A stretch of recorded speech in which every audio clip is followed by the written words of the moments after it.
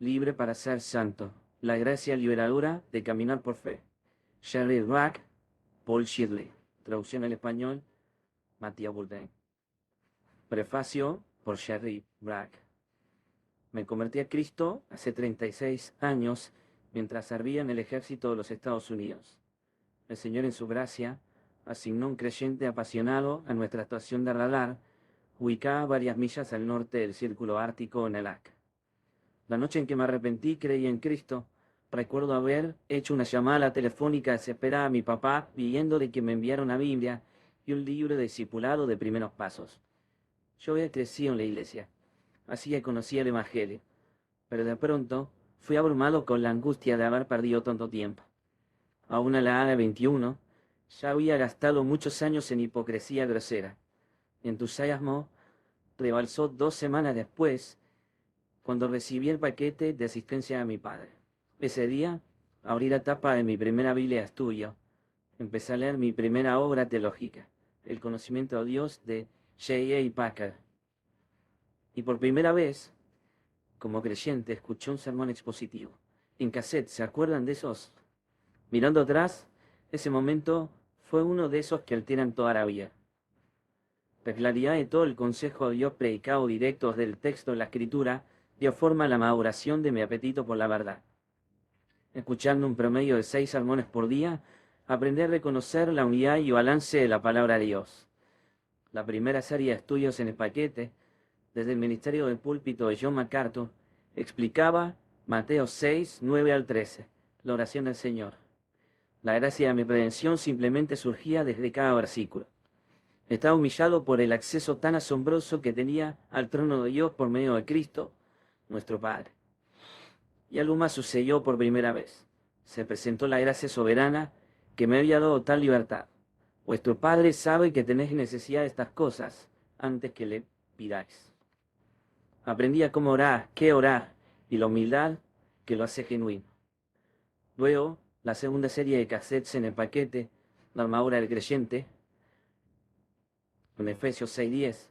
De igual manera, dramáticamente dio forma a mis convicciones en cuanto a cómo el Espíritu Santo obraba a través de mis esfuerzos espirituales. Allí estaba yo, un nuevo creyente, por gracia solamente, y las Escrituras me estaban llamando a una batalla espiritual.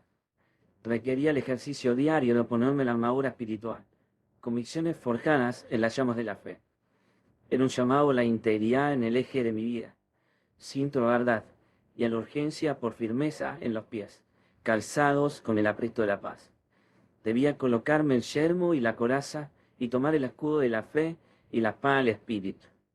El poder era todo de Dios, pero a mí se me ordenaba mantener mi terreno firmemente en obediencia. El Espíritu Santo proveía fortaleza y su palabra convertía mis pensamientos terrenales en la mente de Cristo. Así que fue la precisión teológica de textos que me enseñó a hacer acerca de la justificación y la santificación. Entendí desde el comienzo que crecer en la gracia y en el conocimiento del Señor Jesucristo no era una opción. 2 Pedro 3:18. Que el dominio absoluto del pecado en mi vida se había acabado. Cristo había llevado la muerte a esa esclavitud y junto con ella a mi viejo yo aprisionado por ella. Romanos 6, 6 al 11. Pero también se hablaba clara y frecuentemente en casi cada página de la palabra de Dios de la lucha diaria de la fe para hacer morir las obras de la carne. Romanos 8:13. Yo corté mis dientes espirituales en cuanto a lo que significaba ser un esclavo de Cristo Jesús viviendo por la fe, sometiéndome al Espíritu y creciendo en las disciplinas de la fidelidad. La Escritura me enseñó a confiar en la gracia de Dios para todo lo referido a la vida y la piedad. 2 Pedro 1:3.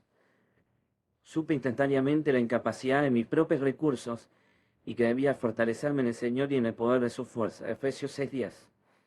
Pero las Escrituras también me enseñaron el yugo privilegiado de haber acabado todo, estar firme.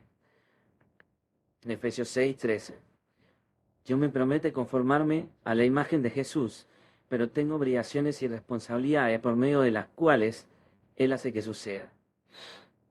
En todos esos estudios iniciales, nunca llegué a la conclusión de que mi responsabilidad de pelear la buena batalla de la fe, 1 Timoteo 6:12, amenazarían con anular la gracia que me había salvado. Nunca imaginé que los imperativos de la escritura estaban en conflicto con los indicativos. Era matemática bíblica, simple para mí. Cada vez que llegaba a un por lo tanto en el Nuevo Testamento, asumía que la gracia de Dios antes del por lo tanto era el fundamento y el poder de los mandamientos que le seguían. He sido redimido solamente por la gracia de Dios. Él me dio los ojos de la fe necesarios para ver lo precioso que es Cristo, y Él produjo en mí un corazón arrepentido para abandonar mi adoración a mí mismo. Pero Él no me salvó para que yo sea pasivo en la obra que Él comenzó. Yo sabía que las riquezas iban más allá de que el perdón de pecados. Él también hizo que su espíritu habita en mí, dándome el poder para obedecer sus mandatos. Por lo tanto, parecía el próximo paso lógico hacia ser conformado a la imagen de Cristo. Romanos 8:29. Él es el Señor. Yo soy su discípulo. Yo debo observar todo lo que Él ha mandado. Mateo 28:19-20. Nunca me amaneció el hecho de que trabajar arduamente para obedecer en la humildad y fe sería considerado por algunos como pisotear la gracia. Avanzamos casi 30 años. En el 2010 me pedí a mi equipo pastoral que me acompañara en un estudio incentivo de las doctrinas de la santificación. Para ese momento había crecido mi preocupación por lo que me parecía que era una trayectoria peligrosa entre los evangélicos más jóvenes en relación al crecimiento espiritual. Comencé a escuchar frases como los creyentes no tienen ninguna obligación de obedecer los mandamientos. El evangelio no se trata de lo que nosotros hacemos, sino de lo que Cristo ya hizo. Que obedecemos por amor, no por responsabilidad. Una nueva generación de jóvenes creyentes parece estar apasionadamente celebrando la gracia de la justificación, mientras ignoran los medios espirituales para la santificación. Al terminar nuestro estudio con el equipo pastoral, decidimos que predicaría una serie de exposiciones sobre cómo crecer en la vida cristiana. En realidad, terminó convirtiéndose en dos series separadas de estudios bíblicos. Una que trataba con cada aspecto de la doctrina más amplia de la salvación, y la otra trataba con la santificación progresiva de forma particular. No fue sorprendente, al menos no para mí, que los adolescentes y jóvenes, hoy los millennials, expresaran frecuentemente que ellos nunca habían entendido el rol activo del creyente en las disciplinas espirituales. La victoria sobre el pecado no era una realidad para muchos en medio nuestro, y muchos de ellos vivían en derrota espiritual día a día. Finalmente, por medio de la relación entre nuestra justificación y nuestra santificación, los jóvenes comenzaban a ganar victoria sobre su pecado como nunca antes.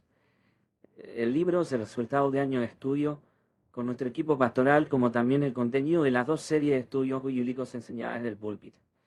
La primera parte, los porqués de nuestra salvación, con qué fin Dios salvó a los pecadores.